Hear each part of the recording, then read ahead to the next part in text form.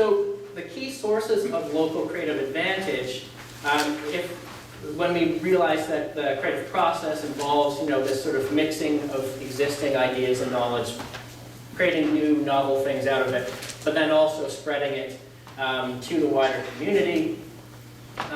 Access to that diverse knowledge is crucially important. It adds, to that dynamism in terms of producing novel ideas, but it also helps in terms of the consumption of that novelty as well.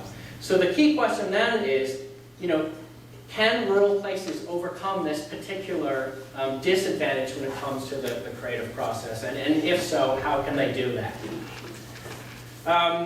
So just a few quick slides about how important this is, building on some of the things that Kevin just showed as well. Not only are those creative categories growing the fastest, but they also have the most payoff in terms of being the highest quality of jobs in terms of the wage levels, quite a bit higher than those other three categories. Another slide here, and when we look at Ontario specifically, you can see that the creative jobs really are heavily concentrated in the biggest urban areas. But there's a big but that comes with this slide. There are exceptions. This isn't deterministic in any way, of course. It's just, it makes the probability of creativity higher where there are dense, diverse, possible connections to be made. But as we can see, there are some places in rural areas that have managed to create a lot of creative type jobs. Prince Edward County being one of them, parts of Muskoka, the Big Peninsula, are examples that sort of pop out from this picture that makes us realize that it's certainly possible. Another important thing that I wanted to point out was the migration of people. This is showing migration of 20-year-olds versus people over 50, and according to size of the place, net migration. So 20-year-olds moving into the biggest three cities in Canada, huge net in-migration to those places, but older people tend to move out of those places at quite a high rate. And so on and so forth, down to rural places, so places under 10,000. The opposite is true, where young people are leaving, but older people are actually moving in. This is a trend we see not just in Canada, but definitely was true in England and other countries as well. So when it comes to actual strategies in terms of overcoming this inherent creative disadvantage, I've tried to highlight three things in my paper. First, and we've just heard about this as well, is that creativity needs creative people. There's also been a lot of work done on personal psychology, so again, sort of that individual level, and there are some people who do have certain predispositions. Certain people who want to be creative. A lot of the research also would stress that people have an inherent desire to be creative. You can't entice or threaten somebody to be more creative. The management literature particularly would say that it's about creating an environment in which people can express themselves and without fear, but also have the opportunities to be able to do something new. So again, that is something that really connects to place. In terms of also perhaps a greater need for the public sector in building these sorts of connections and networks where they wouldn't naturally necessarily occur in rural places. You can imagine that, say on Queen Street in Toronto, chock a block full of artists, people run into each other, by accident, and knowledge can be exchanged in that sort of way. That would happen a lot less, say, in rural areas where there are sparse populations and fewer connections. And so there's probably a more important role for the public sector to play in organizing these sorts of learning networks, not just locally, but also making connections outside. So in the literature, there's a popular article called Local Buzz and Global Pipelines, which applies to cities. I've sort of renamed that here in terms of local buzz and urban pipelines. So creating a lot of community within the local place, but also making sure that there are strong connections to their nearby urban areas. And that was certainly stressed in the Prince Edward County report, the Creative Corridor report, for those of you who have seen it. And a third point, of course, is that building these sorts of networks was really the role of a new and emerging technologies is crucial to these sorts of things. So, things like Facebook and other social media are definitely essential tools, I think. And certainly because these tools are so new, we don't necessarily know exactly what best practices are. I know Dan works very hard at his social networking, and I hear all kinds of things about Prince Edward County all the time. I also heard it was his birthday this week, so happy birthday, Dan. Looking good for 39. Yeah. So we're going to hear more about this later as well, but obviously, that infrastructure is crucially important if we are going to be building on, these new and emerging technologies. Having the physical infrastructure on the ground is crucial. Obviously, Canada being, the geography of it, at a lot of disadvantage because it is such a vast place. Okay, so I think I'll conclude there. If anyone has any questions? And I'd like to remind you to use these mics if you can. Yes, please. I was really struck by some of the data on one of the slides. It was a slide called Mapping Knowledge-Intensive Industries. And I was struck by the fact that there are some cities and towns who rank really high. And it strikes me that it's counterintuitive.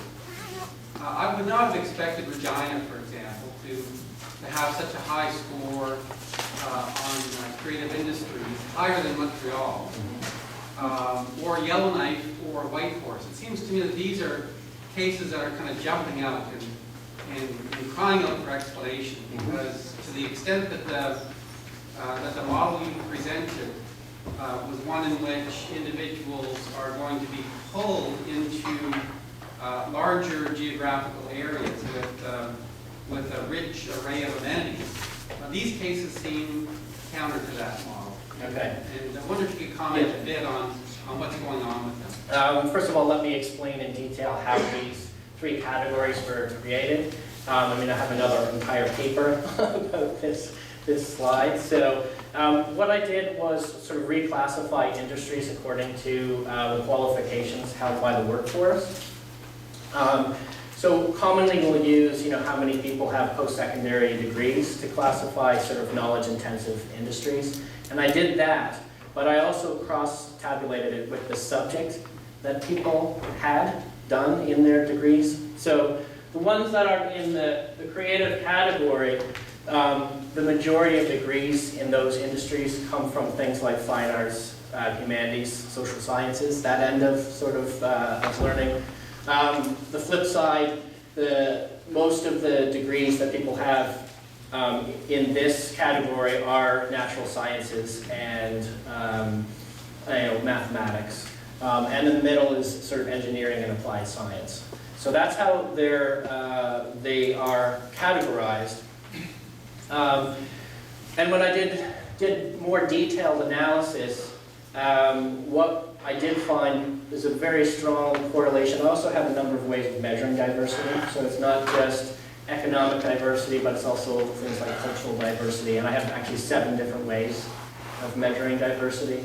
But what we found was that these types of industries, strong positive correlation with economic and cultural diversity, and scale. So size matters. So things, places like Regina, they might have, say, the economic diversity and the scale relative to other places. They might not have the cultural diversity. But also cost didn't have any impact. Over here, what we found was economic diversity had a positive correlation, cultural diversity had a negative correlation, and scale also mattered. And economic cost factors didn't have any impact. In the middle, what we found was that diversity and scale didn't matter, but cost did. So these were the sort of more cost-sensitive types of activities. but the creative industry side specifically does sort of match up with what work has been done in other countries as well. Certainly in Sweden, in Spain, these types of industries are heavily concentrated in, like, not just maybe the biggest city, but the biggest cities in those countries. So it is fairly congruent. There's always going to be certain outliers. You know, I don't know, I've never been to Yellowknife or Whitehorse. I don't know personally that much about them. But they're, yeah, so I can't tell you specifically what's in those places. But I can say that the relationships do hold, and they hold quite strongly. Thank you. We have time just for one more question.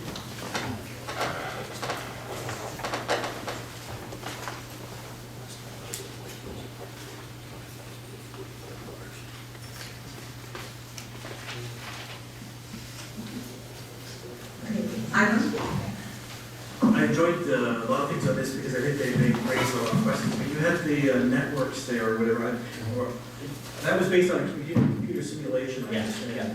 And I wondered how that related to, I know some of the network weaving research, some that I saw recently, where instead of having a cluster in the middle, you had a bunch of people who were connected to 3 or 4 clusters, but they didn't actually interact with each other, and so a key would be to how to get them together as a cluster. Do you have a sense of how that computer simulation would relate to quote-unquote the real world?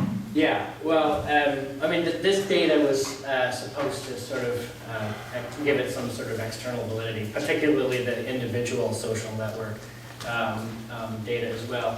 What I'm hoping to do with this data is get better geographic variables out of it. So what I want to do is compare people social networks, say in rural areas versus urban, and different sort of levels of that, to see more precisely how place matters in terms of developing the kinds of social networks that are important.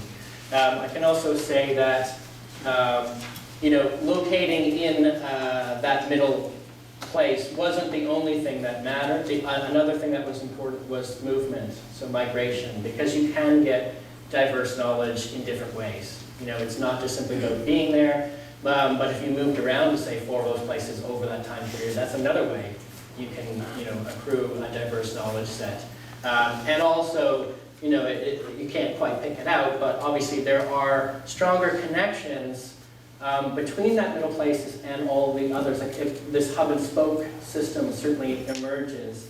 So it's not just about being there, but it's those pipelines to other places. And you'll see that, you know, there's virtually no connections between sort of rural areas. So that might be another thing to think about. Making sure that rural areas are connected to one another, and scale can be achieved by, you know, aggregating rural places, and using, obviously, technology is going to be a crucial factor in that.